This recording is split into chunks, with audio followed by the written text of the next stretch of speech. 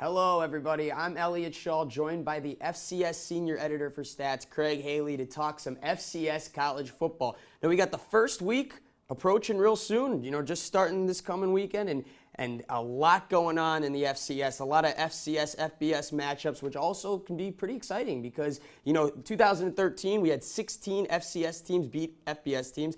Last season, we had 8 FCS teams beat FBS teams. And if you guys remember 8 years ago, Michigan losing to Appalachian State, one of the best upsets from an FCS versus FBS team in a long, long time. So, Craig, what can we look forward to this first week? Will we see any of those upsets coming? We probably will, Elliot. I mean, this is the time for Cinderella, beginning of the year, FCS versus FBS.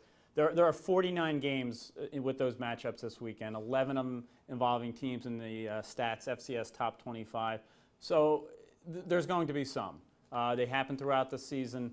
They tend to happen against teams from the smaller FBS conferences. As far as the power conferences in the FBS, yes, maybe some of those teams will go down as well. There have been 4 ranked FBS schools that have lost through the years, the biggest being Michigan losing to Appalachian State 8 years ago.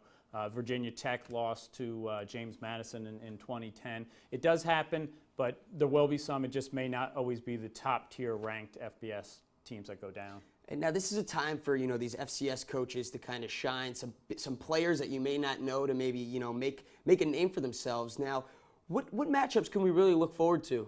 Well, I think the biggest one is actually kind of a grudge match. Yeah. Eastern Washington at Oregon. Oregon's replacing Marcus Mariota at quarterback. And believe it or not, they're doing it with Eastern Washington's former quarterback, Vernon Adams. Yes, Vernon has transferred as a graduate transfer. He's been fabulous as a 2.5-year starter for Eastern Washington. They didn't want to see him go. He had one more year eligibility. He wanted to move up to the FBS level.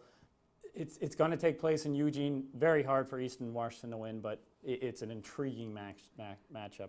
Also, Bo Pelini makes his debut at Youngstown State. They're playing Pittsburgh. Youngstown beat Pittsburgh 3 years ago to open the stadium, so they're going to be ready for Bo and his team. Those are really the ones that stand out. Illinois State is at Iowa. That's number 2 in the FCS poll. Sam Houston State, number 3, is at Texas Tech. There are 11 ranked teams out there playing this week for FCS, so it should be a great week. All right. Now, we don't want to put too much pressure on you, but we're going to put you on the spot here.